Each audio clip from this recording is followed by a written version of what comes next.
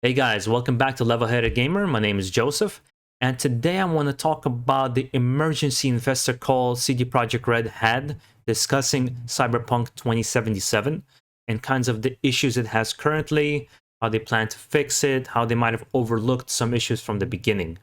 So let's get started, guys.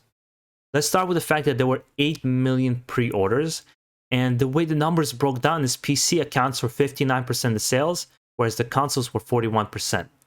So potentially about 41% of people, a little bit less, are experiencing issues right now, which is a big thing to mention.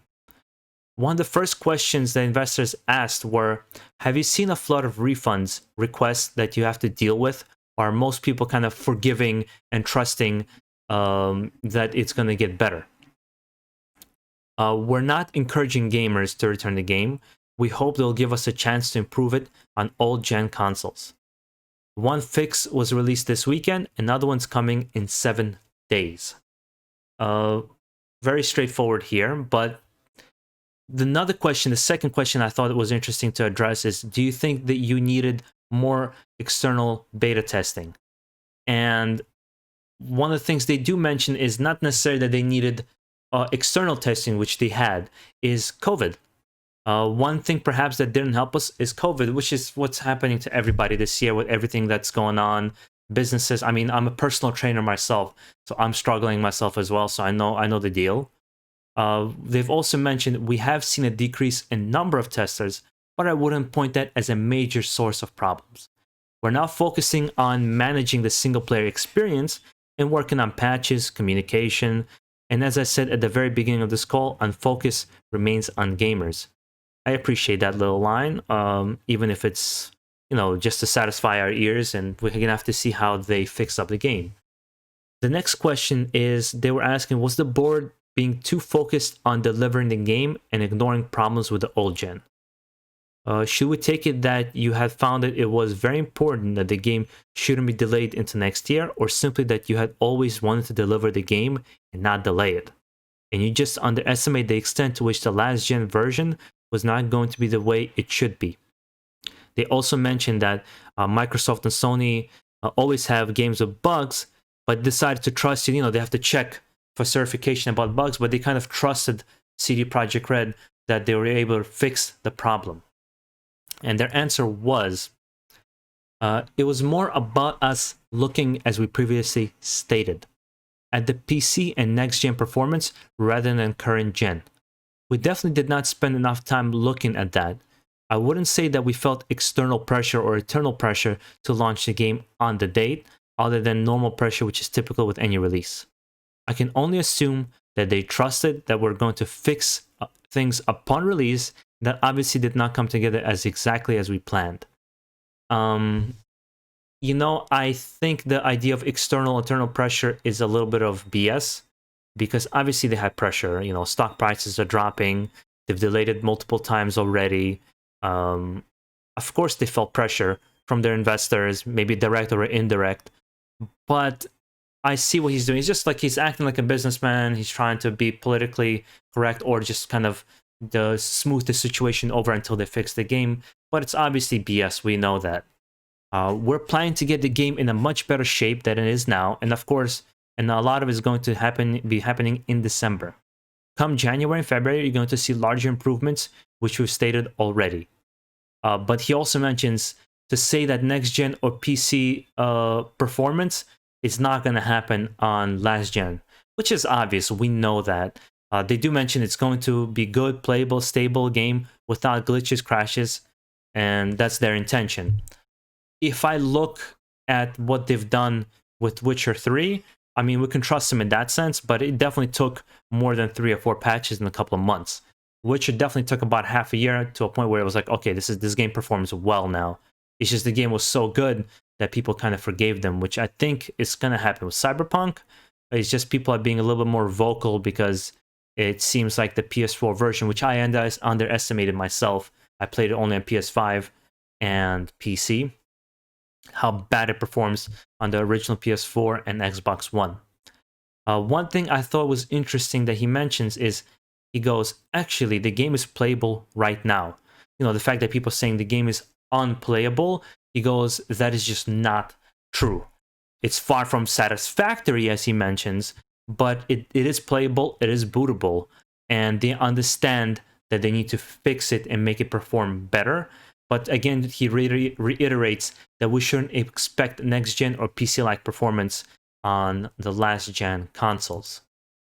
The next question asked him was, obviously the gameplay on old gens wasn't really shown very much. Can you explain why you decided to hold that back? People just saw the PC gameplay. With regard to not showing the console version, we've actually shown console footage, but never on the last-gen consoles. We thought we'd make time.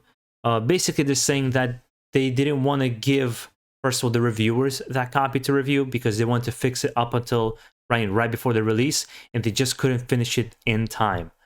But it doesn't make it any better, right? Just because you're saying, oh, we're not showing it to you because we want to make it better, it doesn't make the consumer feel any better. They feel tricked and feel betrayed. I think if you were upfront about it and just, ask the reviewers to say, hey guys, can you mention that patches are going to be coming out? We're going to be improving it along with everything that's going on, and, with PC and everything like that. Then I think people would have been more forgiving than they are now. Moving on, in terms of refunds, so Microsoft and Sony are any chance they'll participate in the refunds or financial burdens that you guys are going through? Well, a lot of people are talking about, oh my god, there's refunds left and right, but it's a policy that exists on Microsoft and Sony platforms. Any digital product that they sell there has some kind of refund policy that they have to adhere to, and of course, part of that, it goes on CD Projekt Red, of course. They go, any title on PlayStation Network or Microsoft Storefront can ask for a refund. Of course, it's something that is subtracted from our share of revenues that would normally be transmitted to CD Projekt Red. So obviously, they take the burden, but so does the PlayStation Microsoft storefronts.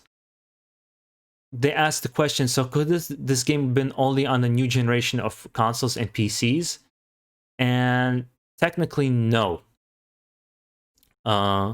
Next Gen gets a completely different version of the game. They want to stress the fact that, yes, it could have been just on PC, but they're talking about could have been just the Next Gen version. Well, there is no Next Gen version, really. It's just the old Gen version, right?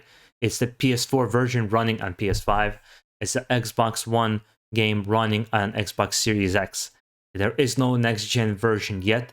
They're about to come up with a patch in a couple of months, which is really going to, hopefully significantly improve the graphic quality and the performance. They're saying that we're working on, and I sincerely hope that will serve as another incentive for gamers to keep the game and not return it, meaning the next gen upgrade. I don't know how gamers will necessarily react to that they have to wait a couple of months to play the game they paid more money for now, because a lot of people don't have a lot of money to buy every single title that comes out. I do this because I want to start a YouTube channel. I want to be on top of all the news, but some people just don't have that kind of income to buy every single game. So telling us, no matter how good the game is, if it's really unsatisfactory and really poor performance, and you're asking us, oh, wait a couple months, it'll be good. I've heard that with Anthem. I've heard that with Marvel's Avengers. I've heard that with many different games. Even No Man's Sky, as good as it has become, at this point, by the time it was good, I didn't care. By the time Sea of Thieves was good, I didn't care. So I hear how the gamers are not happy, and I understand them completely as being one of them, of course. Another question they ask is, are there patches purely focused on performance and fixing bugs, or are you just looking to improve gameplay in some ways? For example, AI has been criticized, so as well as the NPC behaviors. They're saying whether we're focusing just on technicalities or gameplay elements, things like AI, for example, to be honest, these are the same for us. From the production standpoint, AI and NPC behavior fall within the general category of bugs, which is great that they're going to improve that, because I wouldn't say that AI is horrible, but they do have very erratic behavior in the game. So that was I thought, the most interesting questions to address for the transcript. And it just seems like they're owning up to their mistakes. And it does feel like it was mismanagement. I don't think it was trying to trick us on purpose. they were trying to mitigate the damage, so to say, right? The one thing I think was dishonest on their part is that they didn't give the last gen console versions for review. I think if they just said upfront, we don't have a perfectly performing game right now. Please give us some time. We will patch it up. We will make it better. I think general public would have reacted better. It's also not fair from my side where I'm playing it on PC. I'm having minimal bugs and minimal problems. And it's, you know, I can't only imagine. I have a friend who bought it on PS4 and he's just like, I can't play it. I'm going to wait a couple of months. But let's see what happens. Let's see how they improve this game. Because I think we generally agree that content is great. And we'll see how they improve it. But this is all for this video, guys. Stay tuned for more. I'm going to be doing soon a video of Cyberpunk versus Deus Ex and which one I think is better. So if that's something you guys want to watch, make sure you come back. If you enjoyed this video, make sure you like down below. Leave a comment. Let me know what kinds of issues you've been having. Are you going to wait for the next gen patch? Are you just going to play whatever version you have now? And what kind of issues have you encountered that you think are just completely unsatisfactory? Well, until next time, guys, stay tuned.